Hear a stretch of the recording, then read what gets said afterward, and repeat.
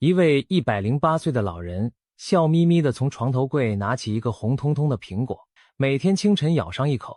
这看似平凡的动作背后，却藏着一个让医生都惊讶的故事。20年前，他被诊断出患有慢性肾衰竭第5期，也就是终末期肾病。按常理，这种程度的肾病几乎是判了死缓，必须靠透析才能续命。然而，这位被大家亲切称作李爷爷的老人，坚持每天早上吃水果，硬是靠着饮食的力量摆脱了透析的命运。是谁能想到，一个普通的水果篮竟成为他对抗死神的武器？李爷爷年轻时是一位泌尿科医生，一辈子和肾脏疾病打交道。然而在88岁那年，命运和他开了个残酷的玩笑，他自己的肾脏几乎停止了工作。医院的检查结果让所有同事都沉默。李爷爷的肾功能指标跌到了正常人的1/10以下，属于慢性肾脏病第5期，也就是人们常说的尿毒症阶段。这个阶段的病人通常需要立即开始透析治疗，否则身体无法排出毒素，会面临生命危险。对于一位行医多年的医生来说，这无疑是巨大的打击。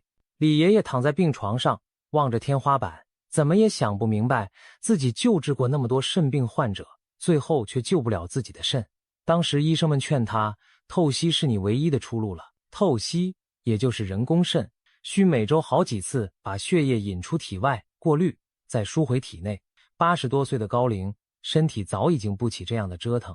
李爷爷很清楚，很多病人一上透析机器，生活质量急剧下降，每天疲惫不堪，有的人甚至挺不过1年就撒手人寰。他不甘心余生被束缚在透析机旁，更不愿意家人看到他备受折磨的样子。李爷爷做了一个大胆的决定，暂缓透析。这在当时听起来近乎疯狂，连他以前的同事都直摇头，不透析的话，恐怕活不过几个月。家人也忧心如焚，生怕他熬不过去。然而，李爷爷却异常坚定。他心想，既然传统疗法没有更好的办法，不如试试别的路径。一个念头在他脑中萌芽，能不能用自然的力量给肾脏寻找一条生路？回到家后，李爷爷把自己反锁在书房，翻阅国内外的医学期刊和营养学资料。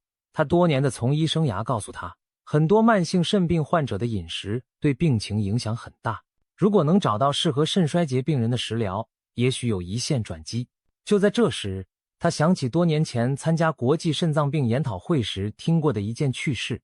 有位美国医生报告说，给晚期肾病患者每天增加水果和蔬菜，结果许多人的病情进展竟然放缓了。据说水果蔬菜可以中和体内过多的酸性物质，减轻肾脏负担，还提供各种维生素和抗氧化物质来保护肾脏。这个想法当年听来新奇，如今却成了李爷爷最后的救命稻草。怀着试一试的心情，李爷爷决定用水果来治疗自己。他的计划是简单又令人疑惑的，每天早晨空腹吃几种对肾脏有益的水果，以此来排毒养肾。家里人起初并不理解，难道吃水果就能顶替透析机过滤血液？这听起来像天方夜谭。但李爷爷却请大家给他一点时间，让我用身体做个实验，如果不奏效，再去透析也不迟。看着老人坚定的眼神，家人只好默许，并暗中联系好医院，随时应对突发情况。第一天清晨，李爷爷缓缓地起床，走向院子里那棵种了几十年的苹果树。他小心地摘下一个圆润饱满的苹果，仿佛拿起一枚救命的法宝。对于这个吃了一辈子苹果的老人来说，此刻苹果不再只是水果，而是他的希望。他闭上眼，默默想着，老伙计，可要帮帮我这把老骨头啊。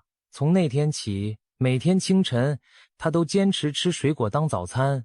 最初的几天，他的身体并没有明显变化，疲惫感依旧，肌肉也时常抽筋，但他没有放弃，每日仍然细嚼慢咽地吃着他的水果早餐，像在进行一场仪式。1个月后，奇迹的苗头出现了，李爷爷原本蜡黄的脸色居然泛起了一丝红润，原本每晚折磨他的尿毒症、皮肤瘙痒也有所减轻。他去医院复查时，医生瞪大了眼睛，他的血肌酐和尿素氮指标居然略有下降。要知道，慢性肾衰竭发展到末期，这些毒素指标一般只会上升，不可能无缘无故下降。医生反复问他最近是不是偷跑去别的医院透析了。李爷爷笑着摆摆手，没有，我就是每天吃点水果。这答案让医护人员面面相觑，以为他在说笑话。然而化验结果摆在眼前，不得不信。那么李爷爷每天究竟吃了哪些神奇的水果呢？他后来总结出3种每天早上必吃的水果，称它们是我的肾脏救星。巧的是，这3种水果并不是什么名贵罕见的鲜果，而是我们日常随处可见、平平凡凡的东西。但就是这些不起眼的水果，蕴藏了强大的养肾力量。1. 苹果，平凡中的非凡。李爷爷的第一件秘密武器就是苹果。他常说，我这一辈子原来命都是苹果给的。苹果看起来普通，但对肾脏来说却是宝贵的守护神。为什么这么说呢？首先，苹果富含一种可溶性膳食纤维，叫做果胶。别小看果胶，它有降低胆固醇和血糖的作用。很多慢性肾病患者肾不好，往往伴随高血脂或糖尿病，而高血糖和高胆固醇会进一步损伤肾脏的血管。李爷爷解释道，以前他不少病人就是因为糖尿病、高血压等导致肾功能逐渐恶化，所以控制血糖和胆固醇对保护肾脏至关重要。每天一个苹果所含的果胶恰恰帮助他稳定了血糖和胆固醇，把继续伤肾的风险因素降到了最低。不仅如此，苹果还是个出色的解毒小能手。肾脏的主要工作之一就是排出体内毒素。末期肾衰竭时，毒素堆积会让人浑身难受。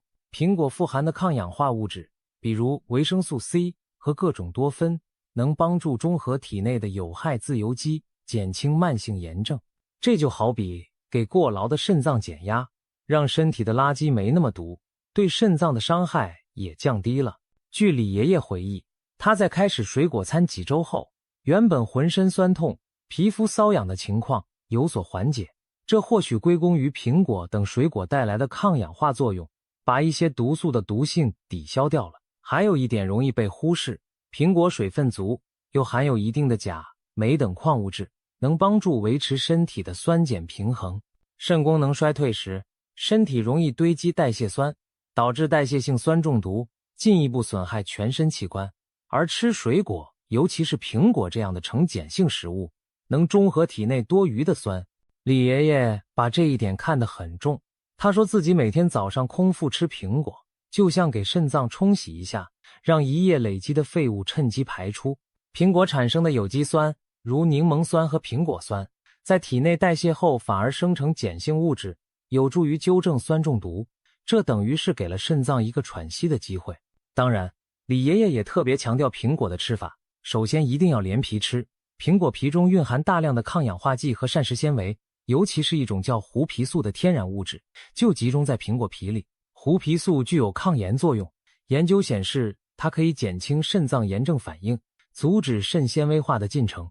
不过苹果皮上也可能残留农药，所以李爷爷每次都会把苹果洗干净，甚至用淡盐水泡一会儿，仔细搓洗后再啃。其次，他不把苹果榨汁，他说苹果整颗吃才能保留全部纤维和营养，榨汁会丢失纤维，而且让糖分更集中，不利于血糖控制。每天早上一个中等大小的苹果，生吃是最好不过的了。李爷爷还有个小窍门，早上吃苹果更精神。有句俗话叫早晨的苹果是金苹果，他发现每天清晨咬几个苹果片下去，整个人清爽了不少，似乎也没以前那么疲倦犯困。这也许是因为苹果的天然糖分和酸甜味道可以提神，而丰富的维生素给身体加了油。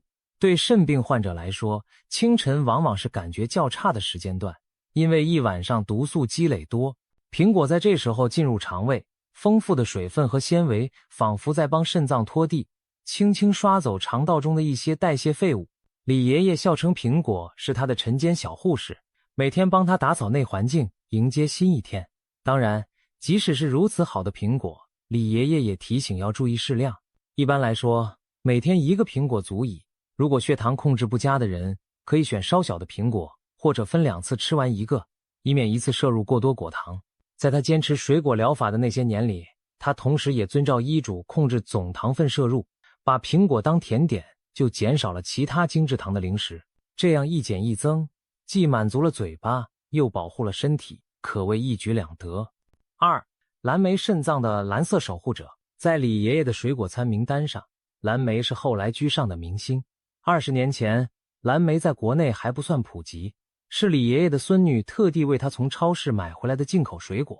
起初，李爷爷对这些小小圆圆、颜色深蓝的梅子很好奇，这么小的果子，真的有那么厉害吗？孙女一边把洗净的蓝莓端给他，一边说：“现在营养学界都在夸蓝莓呢，您试试。”李爷爷半信半疑地舀了一勺蓝莓放进嘴里，酸酸甜甜的滋味顿时在舌尖化开。他没想到，这不起眼的小浆果竟成为他肾脏健康的重要守护者。蓝莓之所以受到推崇，关键在于它富含大量的花青素等植物抗氧化剂。花青素是天然的紫色能量，赋予蓝莓深邃的蓝紫色，也赋予了它非凡的保健功效。科学研究发现，花青素具有很强的抗氧化和抗炎能力，能够中和体内多余的自由基，减轻慢性炎症。注：花青素减少炎症和氧化应激，有助于延缓肾损伤进程。对于慢性肾衰竭患者来说，持续的炎症和氧化应激会损伤肾小球和肾小管，加速肾功能恶化。而蓝莓中的花青素就像一群小火兵，到处扑灭身体里的氧化火苗，保护肾脏不被过多炎症进一步侵蚀。更神奇的是，蓝莓还有益于肠道健康，从而间接保护肾脏。现代医学有一个新发现，肾病不仅仅是肾脏本身的问题，肠道状况也会影响肾脏。肾功能差时，体内有些毒素原本该由肾排出，会积累在血液里，其中有些毒素是肠道细菌产生的，比如吲哚、对甲酚、硫酸盐等等。如果肠道菌群失衡，坏菌增多，就会制造更多这种对肾有害的毒素。然而，蓝莓富含的花青素和膳食纤维可以充当益生元，促进有益菌如双歧杆菌、乳酸菌的生长，改善肠道菌群平衡。这意味着肠道产生的毒素减少了，进入血液的垃圾变少，肾脏的负担也就跟着减轻了。李爷爷可能并不清楚这些复杂的生理机制，但他确实注意到一个现象：吃蓝莓的那段时间，他的大便通畅了许多，口中的异味也减轻了。这些都是体内毒素减少，消化道更健康的表现。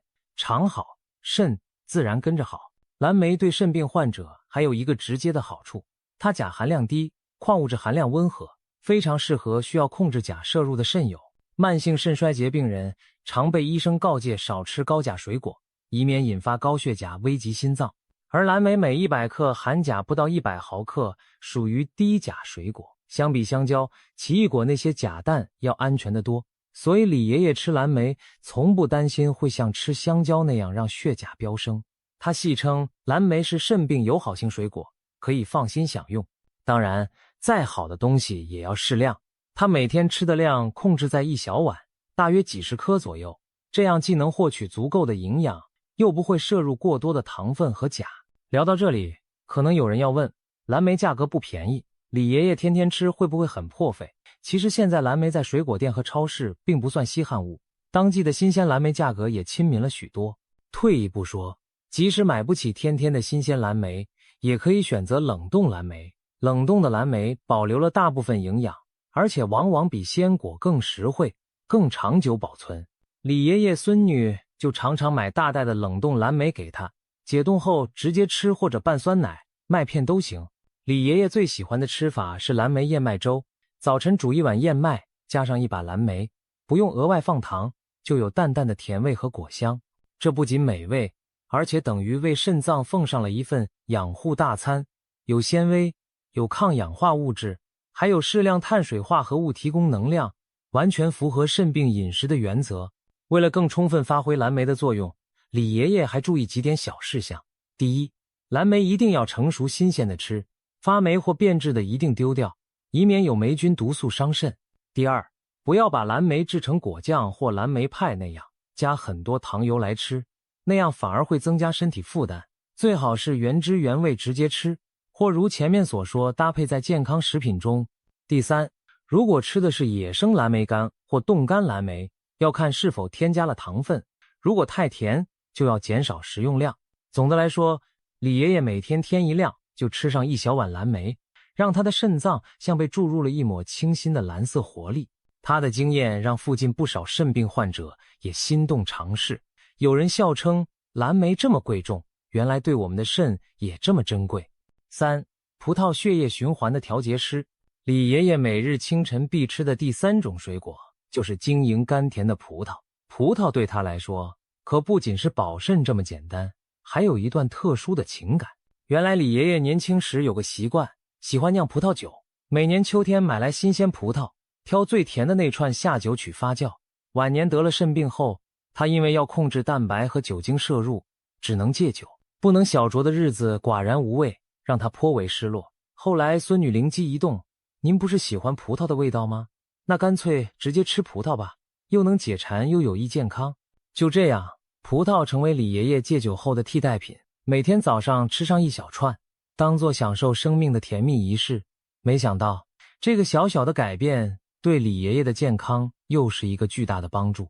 葡萄，尤其是红葡萄、紫葡萄中富含多种多酚类物质，其中最有名的要数白藜芦醇和类黄酮，它们主要存在于葡萄皮和葡萄籽中。白藜芦醇是什么来头呢？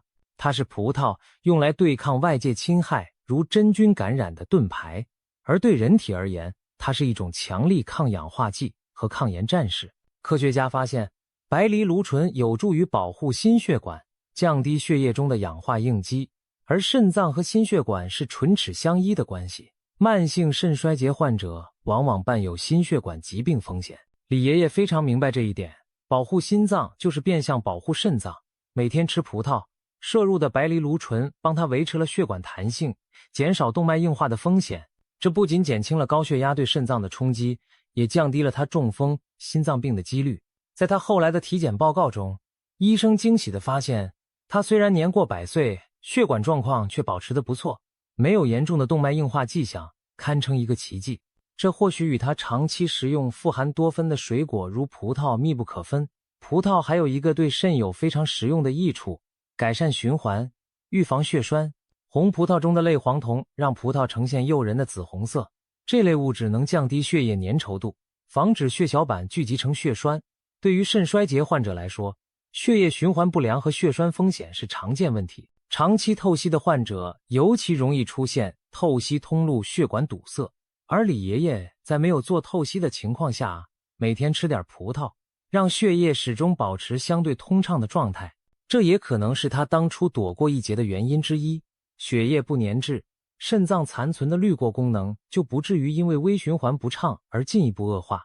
有趣的是，他还发明了一招冰镇冻葡萄解馋法。透析病人常常需要限制饮水，嘴巴干渴难耐。李爷爷虽然没上透析，但也控制饮水以减轻肾负担。他就把洗净的葡萄冷冻起来，每次含1-2颗冰冰凉凉的葡萄在嘴里慢慢化，既解渴又不会摄入太多水分。这招后来传开，不少肾友都纷纷效仿。这说明葡萄不仅滋养身体，还在生活细节上帮助了他人。从营养成分来看，葡萄中还提供了维生素 C、维生素 B 族以及少量的铁和钙。虽然含量不算极高，但胜在易消化吸收。肾病患者常有贫血，因为肾脏不能正常产生促红细胞生成素，补铁和维生素有助于造血。而葡萄这类水果作为饮食的一部分，能提供一些养分支持造血功能。李爷爷的血色素一直比同龄不少透析病人要高一些。他调侃道，可能是天天嚼葡萄籽，把铁都嚼出来了。这里说的葡萄籽也值得一提，很多人吃葡萄嫌籽硬会吐掉，但葡萄籽其实富含抗氧化物。李爷爷倒是不挑，时不时会把葡萄籽也嚼碎咽下。当然，胃弱的人可能不适合吃籽，消化不良的还是吐出来为好。谈到吃葡萄的注意事项，李爷爷提醒大家一定要注意清洗干净。葡萄表面可能有农药或保鲜剂残留，他每次都是用流水反复冲洗，还会用淡盐水或小苏打水浸泡几分钟，再轻轻搓洗每颗葡萄表皮，最后冲净。这么讲究，为的是不让残留的化学物质损害本就脆弱的肾脏。另外，吃葡萄也要适量，葡萄味甜汁多，一不留神很容易吃过量。过多的糖分对糖尿病、肾病患者不友好，而且葡萄虽然单颗钾含量不高，但一大串吃下去，总钾量也不少。所以李爷爷每天控制自己吃10几颗中等大小的葡萄，大概1小串，既解馋，又不至于摄糖过多。对于需要严格限钾限水的患者，也可以把这10几颗分几次含着吃，既满足口腹之欲，又避免一次摄入太多。最后还有一个贴心提示，吃葡萄的时候不要立刻喝水或喝牛奶，否则容易引起腹泻。这是一般人都适用的小常识，肾友们更要避免，以免不必要的水分流失。每天早上必吃的3种水果，苹果、蓝莓和葡萄，就这样融入了李爷爷的生活。当别人还在为早餐吃油条还是馒头犯愁时，他早已端起了一碗5颜6色的水果大餐。有人可能疑惑，仅靠这3样水果，真的能对抗慢性肾病如此严重的阶段吗？李爷爷用自己的经历回答了这个问题。事实胜于雄辩，在坚持水果养肾的半年后，他的肾功能指标非但没有进一步恶化，反而较诊断时有所改善。原本医生预测他3个月内会出现严重并发症，甚至无法生存。可半年后，他依旧精神尚可地每日散步、种花。到了1年时，他仍然没用上透析，身体状态保持平稳，这让当初诊断他的医生大为惊叹，纷纷来向这位老同行取经。当然，李爷爷也坦言，他并不是单靠水果就把肾病给治好了。严格来说，中末期肾病很难逆转，他现在的肾功能仍低于正常人，只不过通过饮食和生活方式，他奇迹般地稳定住了病情，没有让他继续急剧恶化。直到今天，他也没有真正痊愈，毕竟那么高龄了。但宝贵的是他赢得了时间和生活质量。在这段宝贵的时光中，他见证了曾孙的出生，陪伴家人走过许多美好瞬间，而这一切在当初看来几乎是不可能的。李爷爷的故事给我们最大的启示就是，再微小的改变，只要坚持下去，都有可能带来意想不到的转机。现代医学当然不可或缺，如果没有医生的诊断和监测，他也不可能安全地尝试这种水果疗法。但同样不可否认的是，自然的力量和生活习惯的调整有时候超乎我们想象。苹果、蓝莓、葡萄，这些看似普通的水果，蕴藏的营养精华通过日积月累的作用，最终在李爷爷身上凝聚成了惊人的效果。值得注意的是，每个人病情不同，李爷爷的做法并不一定适合所有人。慢性肾衰竭第5期本就是非常严峻的疾病，大多数患者仍需要透析或肾移植来维持生命。在尝试任何食疗或替代方法前，一定要咨询医生，评估自身情况。例如，有些肾病患者出现高钾血症时，就暂时不宜吃太多水果。有糖尿病的患者也需要计算水果中的糖分，避免血糖失控。李爷爷之所以成功，除了水果本身的帮助外，也因为他严格监控自己身体的数据，一有不对就及时调整。此外，他并没有拒绝常规治疗，比如控制血压的药物、补充必要的钙质和维生素等，他都有配合。所以，我们不能把水果神化为灵丹妙药，但可以像李爷爷一样，把它们当作日常饮食中重要的辅助治疗。事实上，国内外的研究也表明，多吃新鲜蔬菜水果的人，肾功能恶化得更慢，发生中末期肾病的风险更低。这正验证了药补不如食补那句老话。再回到故事开头，那温馨的一幕，晨光熹微中，满头银发的李爷爷啃着红苹果、蓝莓和葡萄摆在一旁的碟子里。谁能想到，这简单的早餐竟是他续命的灵丹。